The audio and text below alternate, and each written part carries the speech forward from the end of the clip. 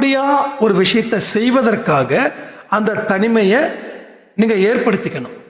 ஆனால் தனிமை உங்களுக்கு எப்படின்னா கொள்ளுச்சு. மனசில் இருக்கக்கூடிய பாரங்கள் என்ன பண்ணிச்சு, உங்களை கிட்டத்தட்ட நடைப்பணமாக மாறிடுச்சு. ஒரு சின்ன கல் அதை கண்ணுக்கு முன்னாடி எடுத்து வச்சு பார்த்தா அந்த கல் மட்டும்தான் தெரியும், வேற எதுவுமே தெரியாது. அதே கல்லை கொஞ்சம் தூரமாக எடுத்து வச்சு பார்த்தீங்கன்னா அந்த கல் சின்னதாக இருக்கும், உலகம் தெரியும். அப்போ கஷ்டத்தை என்ன பண்ணுறோம், கண்ணு கிட்ட வச்சு ஒரு ஸ்டாண்டு மாதிரி போட்டுட்டோம். நம்மளும் அசையலை, அந்த கல்லும் அசையலை. கிட்டத்தட்ட பல வருஷங்கள் அப்படியே ஓடிடுச்சு. இப்போ தான் தெரியுது, வாழ்க்கை வாழணும், வாழ்க்கையில் சாதிக்கணும். என்ன நான் அப்படி பண்ணிட்டேன், என்னோட எத்தனையோ கஷ்டப்பட்டவங்களாம் இருக்காங்களே, அவங்களாம் முன்னுக்கு வரும்போது நான் ஏன் இப்படி பண்ணிட்டேன், கடவுளே எனக்கு வாழ்க்கையை கொடு அப்படின்னு சொல்லும்போது தான் உங்களை கடவுள் உருவாக்குறார். எந்த இடத்துல நீங்கள் போகணும், எங்கே இருந்து ஆரம்பிக்கணும், வாழ்க்கைக்கு தேவையானவைகள் என்ன, அதை எல்லாத்தையும் புரிய வச்சுக்கிட்டே இருக்கார்.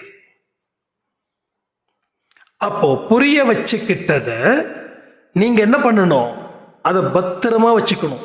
அதாவது இதெல்லாம் உங்களுக்கு பொக்கிஷம். ஒரு செய்தி அப்படின்றது உங்களுக்கு பொக்கிஷம். இன்னைக்கு செய்திகளும் தாராளமா கிடைக்குது, அதனால அதுவும் மதிப்பில்லாம போயிடுச்சு.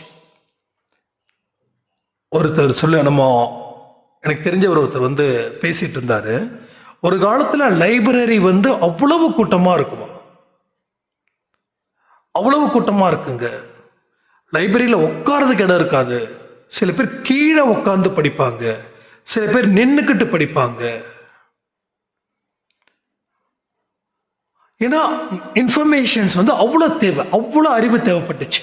ஆனால் இன்னைக்கு யூடியூப் வந்ததால எல்லாமே ஈஸியாக கிடைக்குது அப்படின்ற ஒரு அலட்சியம் வந்துடுச்சு. இன்னைக்கு யாராலையும் எதையுமே செய்ய முடியுது, எல்லாமே இருக்குது, அப்புறம் ஏன் செய்யணும் அப்படின்னு.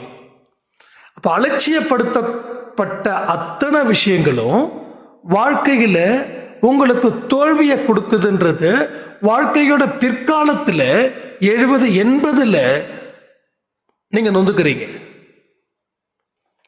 இன்னைக்கு ஒரு செய்திகளும் உங்களுக்கு முக்கியமானதுன்றதே உங்களுக்கு இப்போ வரைக்கும் படல. ரைட், அன்பே சாயில் ஆடியோ வந்துடுச்சா? ஓகே, வந்துடுச்சு. அவர் கரெக்டாக 8 மணி 8:15 கொடுத்துட்றாரு. ஓகே, ரைட், நல்லா கரெக்டாக பண்ணுறாரு. ரைட், அதை கேட்கணும்ல, அது மெதுவாக கேட்டு